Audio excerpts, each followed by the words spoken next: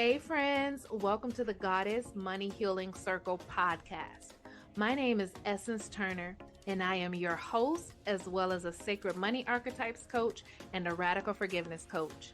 I specialize in profound and deep energy healing. But this podcast is for empaths and spiritual souls who, like me, have a love-hate relationship with money, but want to change it. Together, we will gather in circle to heal our relationship with money and change our money stories from surviving to thriving. Spiritually, circles represent God, rebirth, and growth. So come grow with me in this sacred circle as we explore metaphysics, the laws of prosperity, and the sacred money archetypes to deepen our understanding of spiritual wealth and abundance. You ready?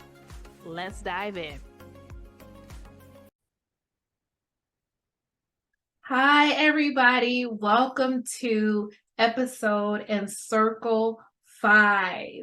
Today, we are talking about redefining rich, or what it means to be rich, or more simply, what does the word rich mean? So the last podcast that I recorded was being rich is your birthright, and I realized I forgot something really important in that episode, and that was talking about the definition of rich and what that means. So I'm recording a separate podcast to share that with you. Before we dive in, we're going to go ahead and invoke our circle, get centered so we can dive into this conversation. All right, so if you are not driving and it is safe, please close your eyes. Take a deep breath in with me and exhale.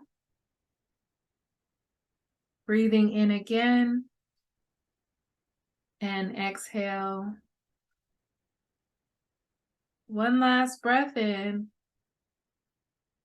and exhale.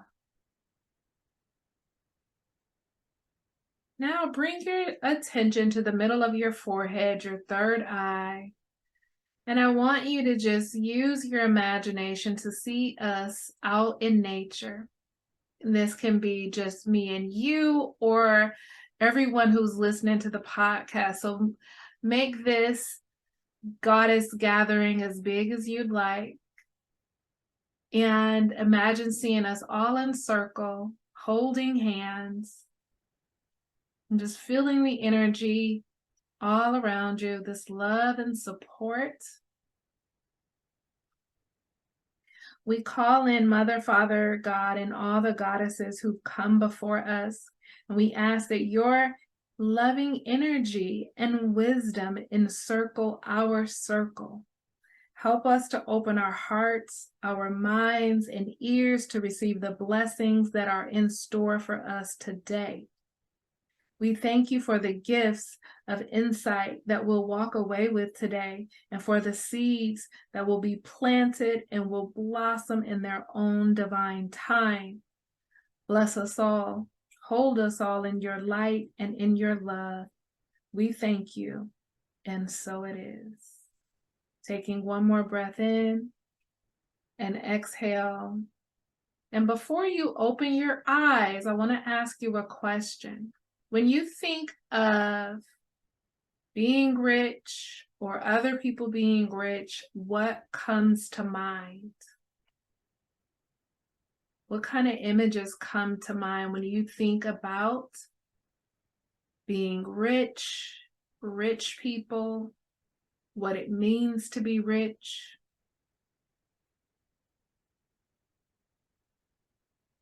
All right. So, what I want to talk to you about is how some of us, we have these preconceived notions of what it means to be rich and what being rich looks like. And for some of you, that's going to be really helpful. For others, it may not be helpful, because what you envision being rich to mean may not resonate with what you want. and what being rich really means to you. So we've never really been taught to question, like, what does being rich mean for me? And so, you know, I'm here sharing with you because this is something that I am studying, like the dynamic laws of prosperity and the New Thought, New Age movement around creating wealth through your mind and your energy. And so in this book, we're going to get to the definition in just one moment, but what I've realized, like for me on this journey, is like when I first started, like being rich, when I thought about being rich, it's just like I see a woman and a jet and champagne overflowing, and then there's nightclubs, and then there's a mansion in Beverly Hills. It's like all these different images that come to mind. And so then when I think about being rich, it means that I need to want these things, to go after these things, because that's what being rich means. But like those types of things don't excite me. I don't particularly want a mansion. I I feel like really big houses are cold. Not to say I want a small house, but like I don't want a house that has like 20 rooms, right? And so when I think about being rich, and then that means that I would have to have, let's say, that house, like that doesn't inspire me or motivate me, because that is not what I want. But I thought that I should want it because that's what being rich means, right? Like those are the things that we see. And so I just think it's so important. I have been having conversations and doing readings with women over the last couple weeks. And this is, I had this conversation with some of them, and it's really, this definition really helps and it's really empowering. So the definition in the Dynamic Laws of Prosperity book, she says that being rich means having an abundance of good and or living a fuller, more satisfying life. So then being rich doesn't mean that you have to have a jet and a mansion in on the east and the west coast, right? Like there's nothing wrong with having those things if that's like what you truly want. The whole point of this is really asking yourself, what do you want? What does being rich mean to me? Not because of what I've seen, and especially like in the like Black culture, like what we've seen around being rich is like I just think of Cribs, right? MTV Cribs.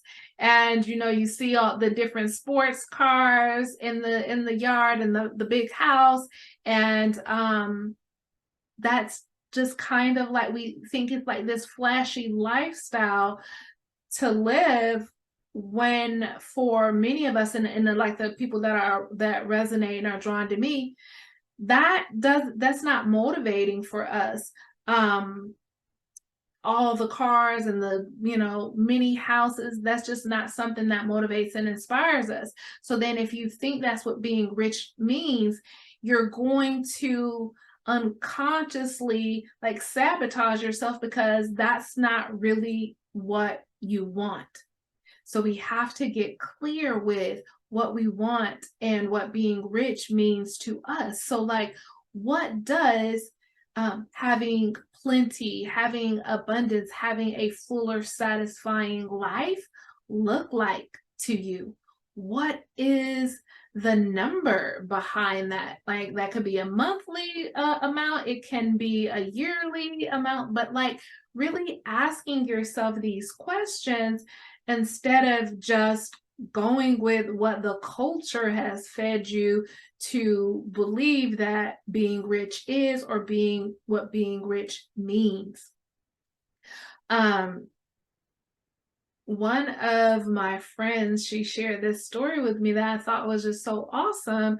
Was she grew up feeling like they were rich, like, and she said that her dad made like maybe $60,000 a year, but like they had what they needed and she didn't go without, and it just felt like she was living a rich life, and her dad felt rich as well. And so that just really touched me, because really behind it is you defining what that means to you. And so, like, if it means that I have enough to take care of my family and go on the trips that me and my family want to go on, then that is your version of being rich. If being rich means to you, like, I have a couple $1,000,000 coming in every year, I get to jet set off all around the world and donate to the charities that I want to donate to, like, that can be your version of rich, and that's fine. But like, we again just have to come back to what that means for us. And so, like, my most simple definition of what being rich means to me, and like what is fueling me, is being rich means having enough to do what I want when I want, having enough to take care of the people that in my life when I want, how I want, right? Just like there just being plenty, and I get to choose what I want to do with it. I can do both, or I can do either. It's just like there's money and the options are there, right? It's like a sense of freedom. And it doesn't necessarily look like a whole bunch of material things, but that's because that's just not me. And so our archetypes can also lead us to what our version of rich is. And so my my top money archetypes are the accumulator, which is very practical. For some of you who don't know, I'm a sacred money archetype coach, and I help people clear money blocks and change their money stories. And so these money personalities, the accumulator, very practical. The ruler, this is like the inner CEO. She is also very practical and conscientious when it comes to money. And then we have the alchemist, who has a love-hate relationship with money, and just kind of wishes like we all could just barter, right? So there's so my archetypes really align with my version of being rich. And there's other archetypes, like the romantic, that loves beauty and loves like luxury. And so like her version of rich may look completely different than mine. And that is completely fine.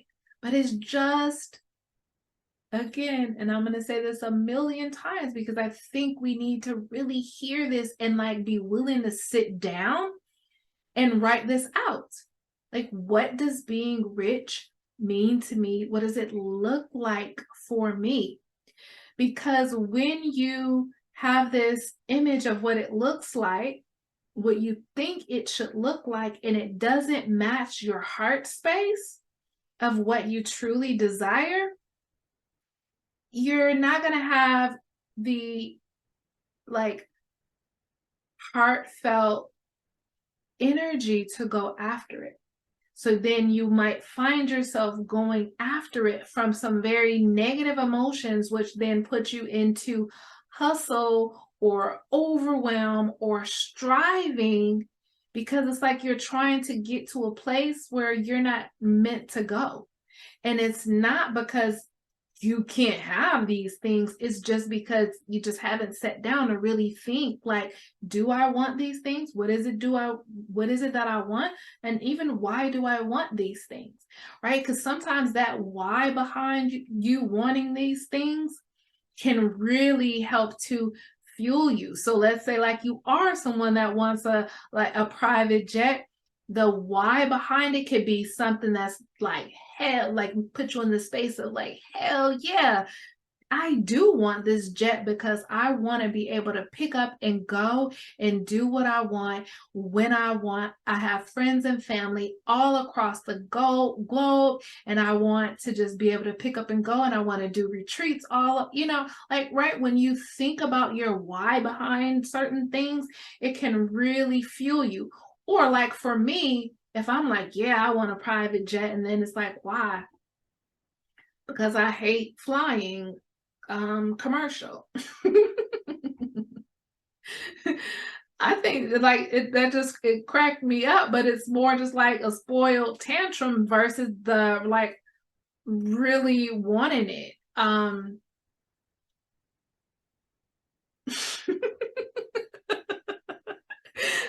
So much of this is fueled behind like my Christmas travel. Like it just felt like, the long lines in TSA. So like having a jet would be nice, but it's not like a strong desire, at least not now. And maybe at some other point in time, it could be a strong driver for me. But now it's not. Now, what the strong driver for me is the freedom to do what I want when I want. And even going back to this travel thing and thinking about what you want, like I used to see the coaches that call themselves digital nomads and that like pick up and go. And 1 week they're coaching from Paris, and then the next week they're coaching from Indiana, visiting their parents for Thanksgiving, and then they're back off to Italy. And I thought that was so amazing. And I'm like, that's what I want. And then when I sat down, I'm like, I don't even like traveling like that. Like maybe 2 to 3 times a year, but like I really am a homebody. But just like looking at what people's version of freedom and rich look like, I just assumed that that's what it should look like for me. And it wasn't my truth. But I didn't know it until I really sat down and started questioning these things. So I think that I have driven this point home. And like what they say, beat a dead horse or something like that. So I think that you get it. Oh, there was one more thing that I wanted to share was like growing up, I thought my granny was rich, and like people like my cousins, we thought that my granny was rich, my dad's mom, because she had a nice modest but nice home. She dressed really nice. Her hair always looked good. She had this like beautiful Lincoln, and it was so long that it looked like a limousine. And that she would get me whatever I wanted, whatever I asked for. And it was just like, my granny is rich.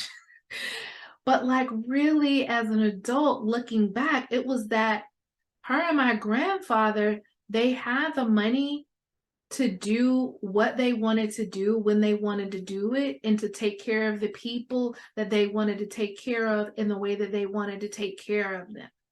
And like that was rich.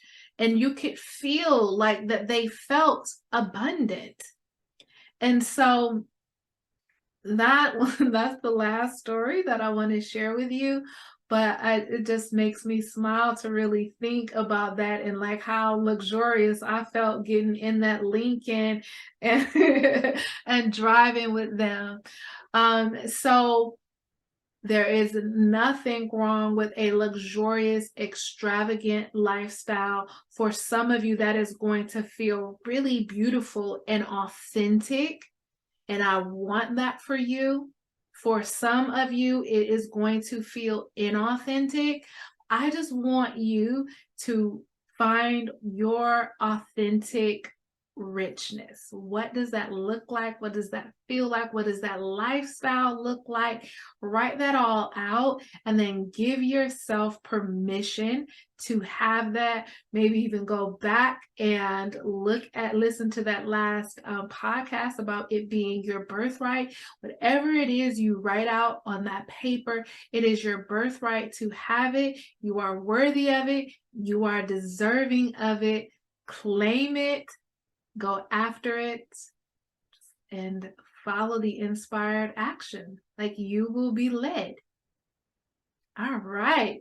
Okay. So, as I was saying before, I am a sacred money archetype coach and also a radical forgiveness coach. And a lot of the work that I do is helping people, especially women, helping women to heal childhood trauma, to clear money blocks and increase your self-worth so that you can receive money for your gifts and talents with grace and ease, so that you can fearlessly trust your ideas and bring them to the marketplace and, offer them to the world.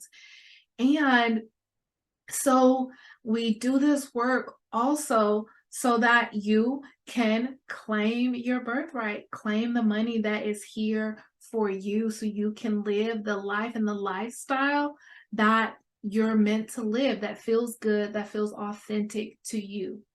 So if this is something that you would love to learn more about, you can go to my website, essenceturner.com, and click the button that says Soulful Sacred Abundance. That is the name of my program. If you have any questions, reach out. But for now, we are going to go ahead and we are going to close circle. All right, so taking a deep breath in as you close your eyes and exhale. One more time, breathing in and exhale. Now, bringing your attention back to your third eye and seeing us in circle again. And just feeling the energy of this circle. Just breathing in all of the insight and wisdom that has been downloaded to you as you've been listening to me. And trusting that these seeds are there. Trusting any guidance that you receive on what your next steps are on your journey of abundance. And just asking yourself, what am I taking away from circle today? So what insight, what feeling, what internal guidance that you may have received are you walking away with today? Beautiful. And we just thank you, Spirit, thank you, Higher Self, for the wisdom, insight, and all the seeds that were planted. And with that, circle is closed. And you can open your eyes. And I, as usual, would love to hear from you. I love anytime I receive your emails or your comments. It just helps fuel me. And sometimes your emails also help me to know what to talk about in the next podcast or what to share about. So feel free to reach out to me. And on my website, you can click the About and Contact button if you want to drop me a line. All right, I will talk to you next time.